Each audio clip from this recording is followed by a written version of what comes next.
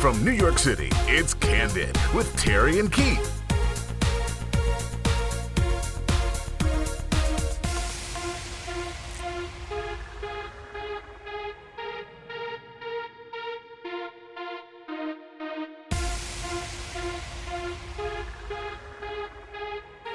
Today's guest is former New York's Giant player Charles Way. Here's Terri Patterson and Keith Perrin. Hello, I'm Terri. And I'm Keith. And we have a great show lined up for you today, so make sure you stay tight. Yes, yes, yes. What's going on? We have some big heavy hitters in the house today. Oh, yeah. We love to bring those to you. We love all our guests. We really appreciate them. You got to stay tuned now. Yeah, that's the key, right? That's the key. So what's going on? So much. Any plans for the weekend? Well, you know, I'm still unpacking from the move, so it's, you know, that's a never-ending story right there. It definitely can be. It could take, honestly, years to come out. I mean, I swear, like 2 years I've heard some people come out their boxes. I mean, she has so many clothes, it doesn't make any sense. And then she has to set up her clothes, so my clothes are like, you know, like I'm digging out of bags. No, I'm just messing with you. Nah, but You're serious. Yeah, I'm serious. I have to really like just get my stuff together. Like she has so many. I mean, she has like 400 pair of shoes, and I'm like, girl, really. And I can't really knock it because that's her thing. And you bought a lot of them, I'm sure. Yeah. You know what I'm saying? Well, did she have like a walk-in closet for them at the new space? Yeah. Okay, because you have to have that. You know, that's almost a demand that she has a walk-in closet. Like she's not even going to move anywhere without a walk-in closet. Because she needs it. Of course. Couldn't agree with her more. Like so I'll be doing some of that, and I think I'm gonna try to get out to see this show this weekend. Which one? Comic-Con. Oh, you going to Comic-Con? Yeah, okay. we got badges. It's just on some business though. I just of run course. there for about an hour and see what it's all about. Okay. You know. Well, it's going to be very busy. It should be very interesting too. I was never really into that whole comic book thing growing up. I was in the streets, so I didn't have time to read for books. I didn't What you mean? read no comic books. So I just never, and I used to always tease all the guys that was, you know, Into reading that? comic books. Yeah. You know, it's funny. I'm a female, right? I actually liked comic books as a kid, and not all of them. Okay, so like, of course, the Spider-Man and, you know, just a few, right? But even more so, I love the comic section of the newspaper. Definitely a little different. That's different. It's but different. I'm talking about people who are like, don't touch my book. Oh, don't no, take it out the seriously. plastic. Yeah. You know, oh man. Let me tell you. You want to show me something, but I can't even touch it. Like I can't look at it or touch It's a it. collector's item, that's why. I get it. And someone gave me like 4. I have at home. I have to put them in the plastic. And like they're African American, like written, and the characters are that, and they're really great. You have fun. Not my thing. I've never been into comic books. No? But the difference with comic books these days versus comic books that were from back then is that you find a lot of raunchiness and all that other stuff in a lot of these comic books these days. You can get everything that you can get in a regular book in a comic book. True. The story is just as gritty. I guess if you say, I'm not a big guy. Oh, I forgot. I don't read them at all. So. Well, have a great time there. You're out. You're going to just go one day? No, 1 hour. 1 hour. 1 hour I on just one want to day. go in, you know, use the pass, go in, see what it's all about, be out. All right. Well, enjoy. Okay. Definitely. I'm pretty much going to I take want it to see a easy. bunch of grown people walking around in like Superman suits and Spider-Man suits. You're going to see more than that, I promise you. Tell me about it. Send me some pictures. No, that's where I'm going to go. I'm just going to take the whole experience and I'll get back to you on that one. Okay. Well, I'm thinking about, honestly, I'm really considering going to the Million Man March. Oh, yeah? I'm supposed to leave, if I do, Friday night and return on Saturday night. So for me, that's going to be a great experience. I've never gone. And, you know, I'm an advocate of do right. So, I mean, it's not just one day. It takes, you should really pretty much like spend your time like trying to give back, which I do. I volunteer, and not just for my own people, but for everybody, different causes. But I think that's something that I want to participate in. So I'm going to see how it all works out. Well, I'm just not a big fan of crowds like that. I'm not either, honestly, but to me... Because I'm on like watchdog alert. I'm like, right. what's going on? Get out my pocket. You know somebody bump you and you tap in your pockets. Like, I'm just, when it's too many people, for me, I'm uneasy with that. See, I can do organized confusion, so to speak, or organized crowds, I should say. Let me not call that, because that's not confusion. No. But I could do that, and I think that will be something that you don't have to be worried about someone stepping on your feet. I went to the first one. I went to the first one. And it was so how was it? Organized confusion. Really? It was people everywhere. It was just a lot going on. It was a lot going on. Well, maybe it was the excitement. I mean, I stayed there for a while. It was good. I participated, but it's so much going on. I'm like not really a crowd fan. No, I get it. I do. Especially 1 million people.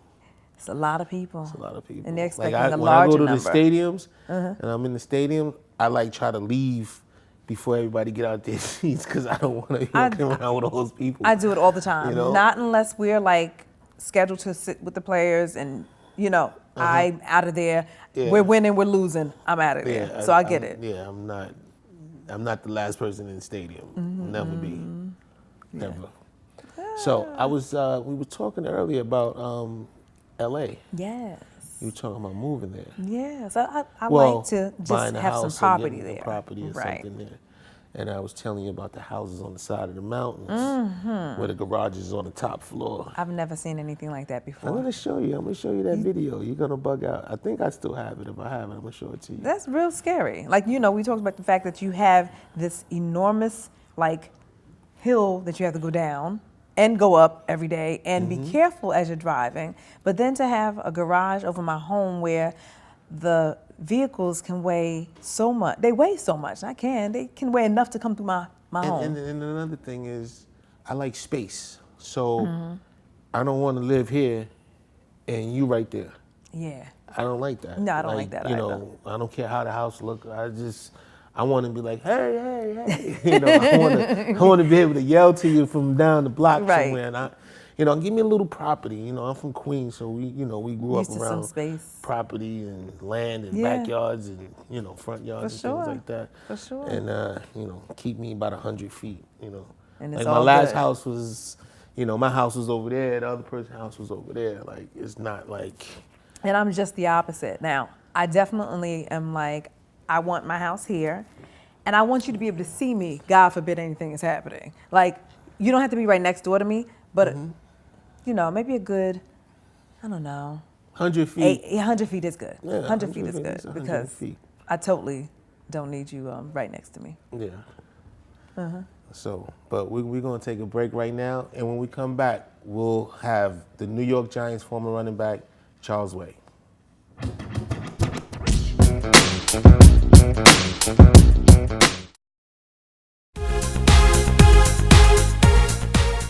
Hello, our current guest played 5 seasons with the New York Giants and is currently the NFL's head of player engagement. Please welcome Charles Way. Sir. How you doing? Good to see you. How you doing? Oh, well, thank you. Good to see you. How you doing? Thanks for being here. Thanks for having me. Of course. Well, before we get into anything, we always have something up our sleeves. Right. So we're going to get into what we call breaking the ice. Okay. All right.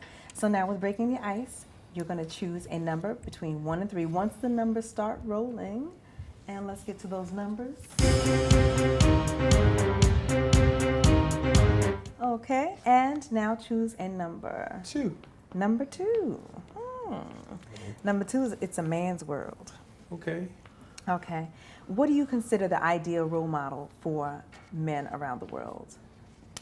Or what man, do you consider the ideal role model? What man? Yes, what man?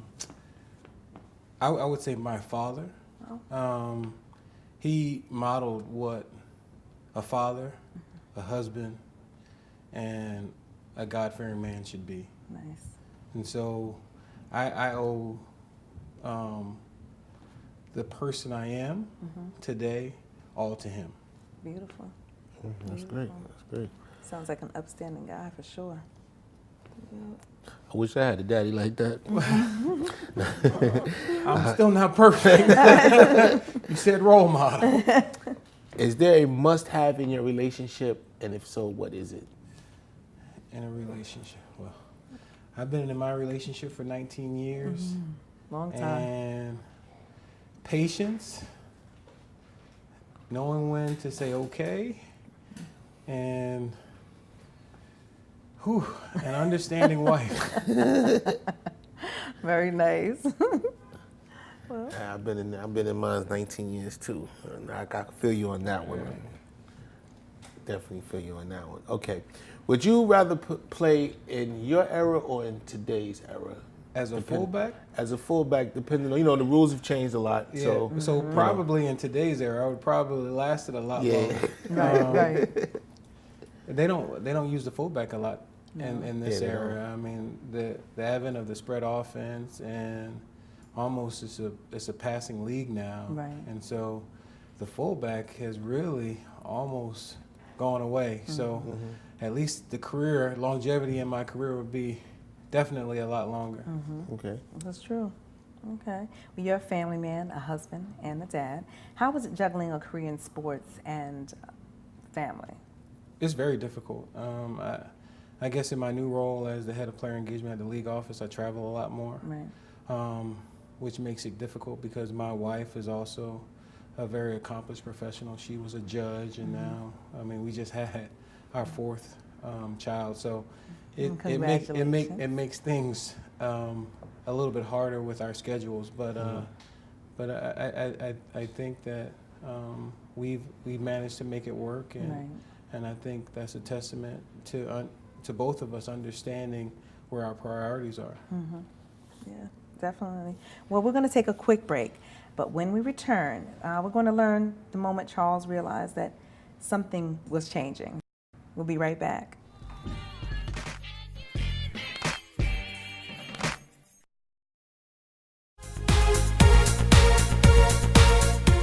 Welcome back. We're still here with Charles Way. Charles, I want to touch on a certain subject that's very dear to a lot of our hearts.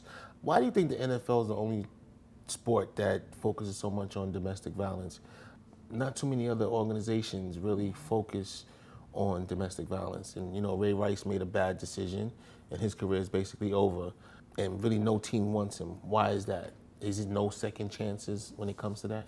I don't think so. I think that the league is full of second chances. If you just look at some of the players who have gone through some past difficulties and have come through those difficulties in a more positive way, you see some of the successes. Chris Carter, for one, is one that has been very successful, learned from his mistakes.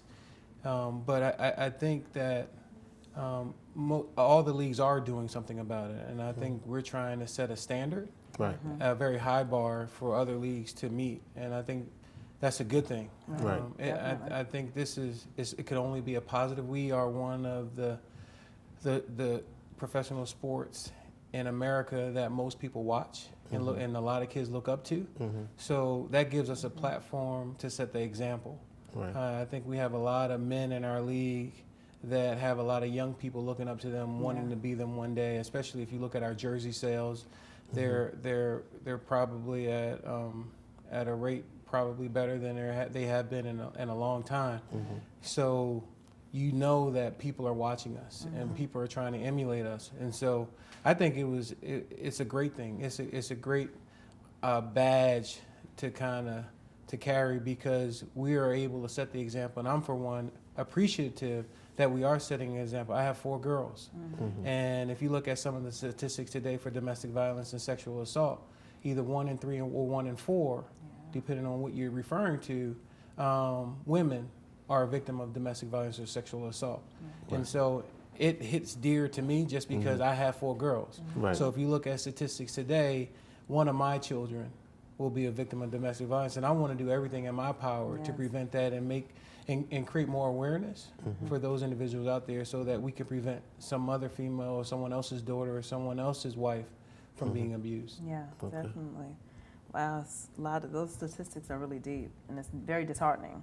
You know, it's extremely early in the season. I understand that, but what are your predictions for this year's MVP, and what two teams do you see making it to the Super Bowl? Well, right now, according to, or if you're looking at the 4-0 teams, let's just start with the 4-0 teams. Green Bay is playing very well. Right. Carolina on the NFC side is playing very well. You have New England, who's playing very well. So, I mean, right now, I guess your top two leading candidates to get to the Super Bowl are probably Green Bay and New England. I'm a fan of Adrian Peterson. Right. He's still as old as he is. Monster. Still doing it. And so he has a great chance. Obviously, Aaron Rodgers is having a good year, and always Tom Brady. So I don't know if there's any defensive player right now that's worthy, like a J.J. Watt, like he was last year. Right. Okay. Well, stay right there. When we return, Charles is going to show us just how he keeps it candid.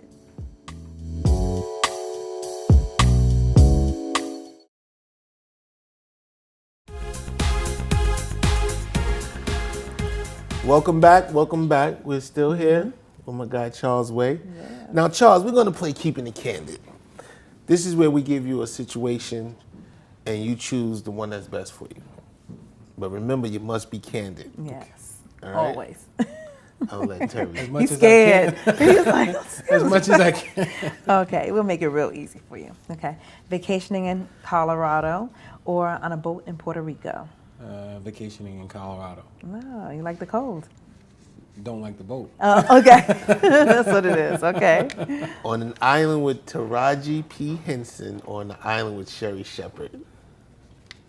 Taraji got it going on. She's doing her thing. So I go with Taraji. All right. She's earned it. Yeah. Okay. She's earned her stripes. She definitely has. Yeah.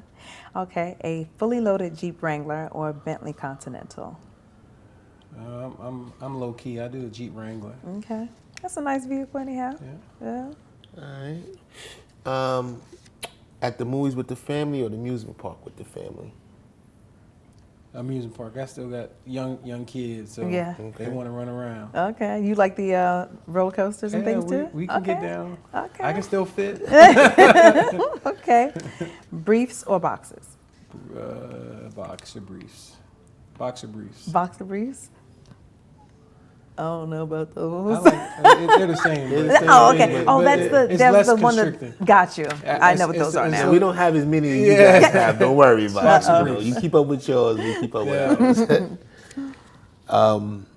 What's your ideal evening date? Ideal? See, when you've been married 19 years, you got to remember that ideal date. Right. And 4 kids. So, no, it's just a nice night at a favorite restaurant. My wife and I are foodies, so we like trying different restaurants. So, nice evening out at a new restaurant that we haven't been to before. Nice. Yeah. Always nice to explore. I'm a foodie too. Okay. So we know that Jen Welter is the first female NFL coach and currently the coach for the Cardinals. How do you think this has opened further opportunities for other women? I think it's a start. I think you see that in our officiating. We have our first female official this year, and I think the NFL is looking at ways to create more diversity closer to the football field. We already have it in the front office. We have some assistant general managers who are females. So I think the closer you get to the field, the less likely you see the diversity. So what we're trying to do is we're trying to create more opportunities for that diversity closer to the football field. Okay. Do you believe we'll have another female coach within the next 7 years? I don't think the next 7 years. I think let's shoot for 20. Wow. Just because you need someone to gain that experience and to have a proven track record to show that they can do the job well. Yeah, it's not an easy job. Yeah. Well, tell everyone what you have going on next, what they should expect from you, or where they can find you. Actually, we're doing a lot of work with our former players, helping them with their transition out of the game. I'm pretty excited about an event we have coming up next week in Dallas where we've invited a number of former players back, and so that they can understand the process of transition out of the game.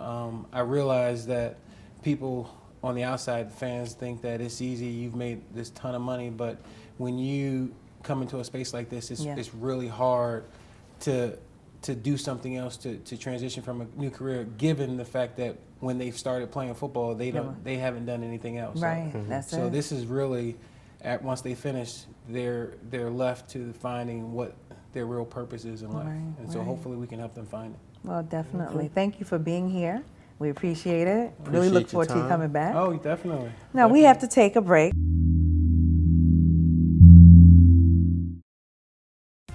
Thanks for watching Candid with Terri and Keith. We'll see you next time.